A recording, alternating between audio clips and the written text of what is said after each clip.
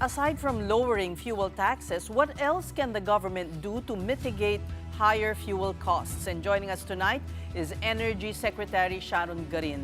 Welcome once again to the Big Story, Secretary.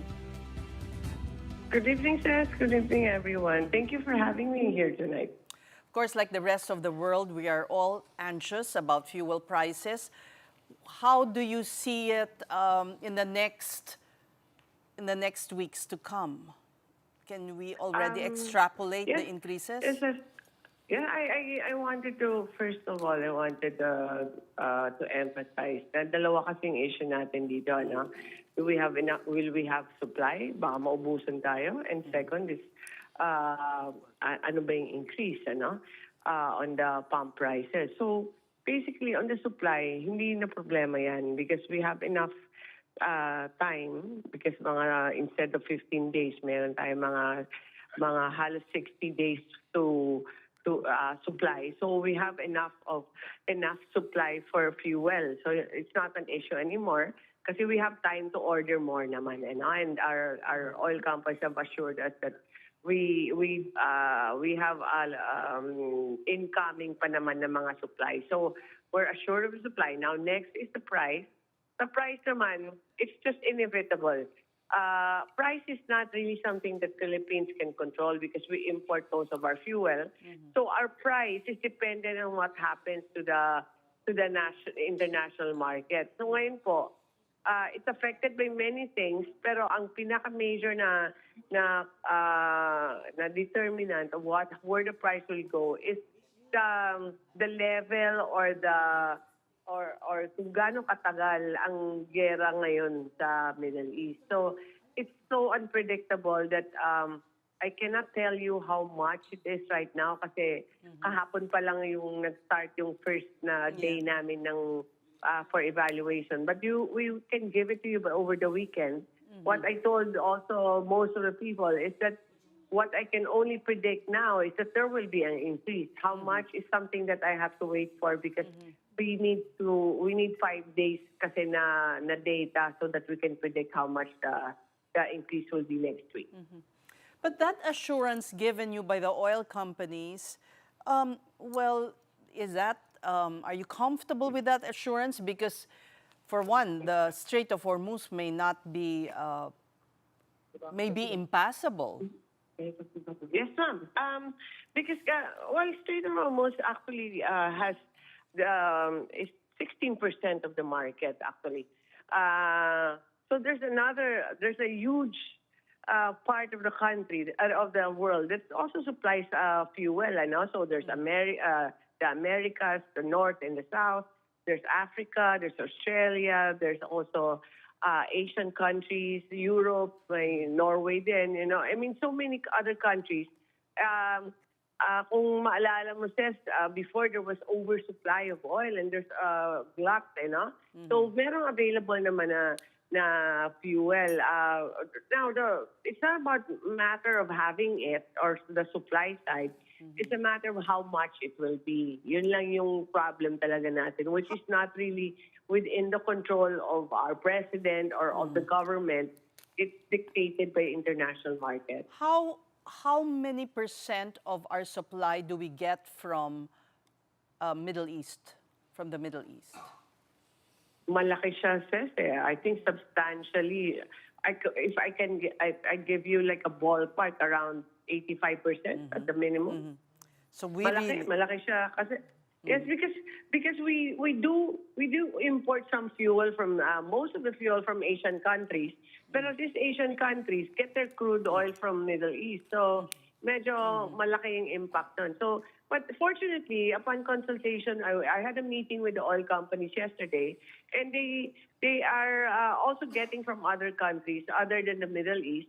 And they have started na talking to them also and other possible suppliers kasi they're also, as we instructed them, have a contingency plan na if we see it in 1 week or 2 weeks that there are changes in the market na baka matagalan. So I've instructed them to send to DOE, submit to DOE their contingency plan if if the issue becomes, whether it's a moderate or extreme a situation that we'll get in a couple of weeks. So, kailangan talaga magplano tayo. Huwag na natin hintayin na mangyari.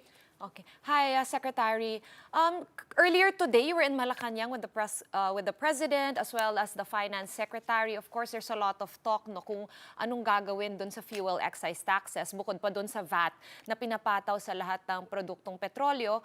How are the talks going so far? Because some senators are willing to give emergency powers to the President para mabawasan niya ito, although nag-warn na nga si Senator Gatchalian that it could affect around 300 billion pesos in government revenues. Yes. Yes, I think Senator Gatchalian is correct in a sense that combination of excise and VAT is about 300 billion. And that's medyo substantial yan, ano? But I think the one mentioned by the President this morning was excise tax without the VAT. So mga around 150, 170 billion yan. Will that help lower the price of fuel? Yes. Will that be good for the country? That is for our economic managers to decide, because that's also 170 billion of taxes that we need for the basic services of our country. So, kaya ang sinasabi ko kanina when I was asked about this, yes, we're okay with it if it's about price adjustments for the fuel, pero we have to leave it to the economic managers or the economic team ng Pangulo to decide at to what extent, or do we need it, or if we don't do it, what are the mitigation factors that we can, kasi like pwede naman sila mag-ayuda or some other assistance in other forms, no? But that's something they have to assess first. So I think probably the House of Representatives and Senate are aware of the pronouncements of the President, and they're also studying. Ultimately, it will be the decision of Congress. I recall when Russia invaded Ukraine, there was a set of measures to alleviate, for instance, the jeepney drivers. There were those cards that they presented to gas stations, etc. And then eventually the price stabilized. Yes, ma'am. Kasi basically we are doing all those interventions, basta it meets the kasi may mga requirement yan, dapat pumatak ng $80 per barrel, mga ganun, no? And then you have to be in the list of the OTR. So we're doing that now. We're preparing. We're bracing ourselves. So we're preparing already for what we need to implement it as soon as possible. But at the same time, we're also doing other things like we've asked yesterday when I met the oil companies, I've asked them to stagger any drastic increases para hindi naman mabigat sa mga consumers natin. So once again, konti lang sana yung increase. Okay. So patak-patak. Aabot ba? And also, I know and you also said, offer some, sorry to interrupt, Secretary, sorry to interrupt, but consumers are concerned. Aabot ba ng 10 pesos? I know we asked you the question, you can't predict, but do you see it breaching the 10 pesos per liter level? May mga umiikot po kasi na mga ganong things. Correct, tama. Which disappoints me kasi wala pa namang official statement ng DOE. And I don't know where they got the 10 pesos.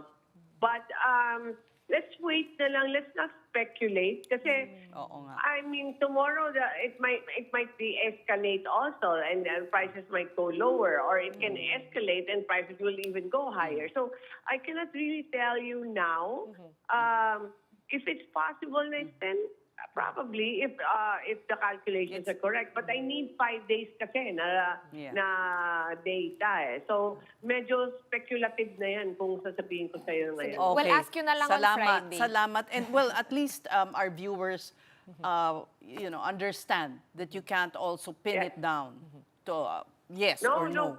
Yeah. Yes. And I hope na wag naman natin umpisahan to yung speculation kasi it brings fear, and then baka bigla lahat bumili na ng gasolina. You know, it's unnecessary. Yes. That happened before. We're adding fuel to the fire, you know? Correct, So, correct.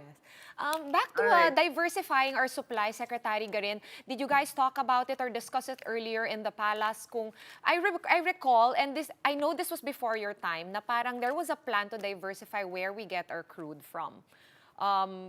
Has that talk been rekindled? Yeah. Yes, although eventually, Sean, no, it's a matter of economics, no? Kasi minsan, pag kumuha ka, for example, if you buy it from, let's say, Brazil, then the lead time is also longer, and it becomes more expensive, no? Yeah. So ayaw mo naman na diversify ka and then it becomes more expensive. So, we've been talking to the oil companies, and that's what we've been suggesting. But they were also worried about the price of shipping and the insurance that it will cost the shipment and the time. Kasi ngayon, 7 days lang nakukuha nila kaagad. If it's too far ba, kailangan na 30 days. So there's so many variables there that we have to consider. But you're correct. Just let's not put all our eggs in one basket. We have to diversify, and that's something that DOE indeed has to pursue after this incident. No? Yeah. And also, perhaps it's time to talk about, conserving energy, being more judicious in the use of. Although we're entering the summer months, yun lang. Yes, ma'am. It is, but fuel, for example, you can save. No? Hindi naman kailangan lang, there are ways to save fuel when you're driving a car. Lalo na pag overspeeding ka, yan, you lose a lot of, you consume too much, no? Yeah. Also, on the other side, on the electricity side, there's ways also to be efficient in the usage of electricity. So we'll keep our campaign on that kasi we don't know how long this thing will Yes. go on. It's not just a passing storm, no? Yes. Parang ano siya, baka maging matagalan siya, and then we need to brace for that, and that's why the habit of conserving fuel and electricity should already be there para wag na natin hintayin. Correct. At saka hindi dapat intayin yung may crisis lang para ma'am. gawin yan. It should be, a habit. Yes, it's something that should be ingrained in us already. It's good for the environment, good for our economy, and good for bulsa mo, di ba, for your bank account. So it's a win-win. O sige, bukas maglalakad na lang kami ni Sean. Maraming salamat sa inyo. Department of Energy Secretary Sharon Yes, ma'am. Garin.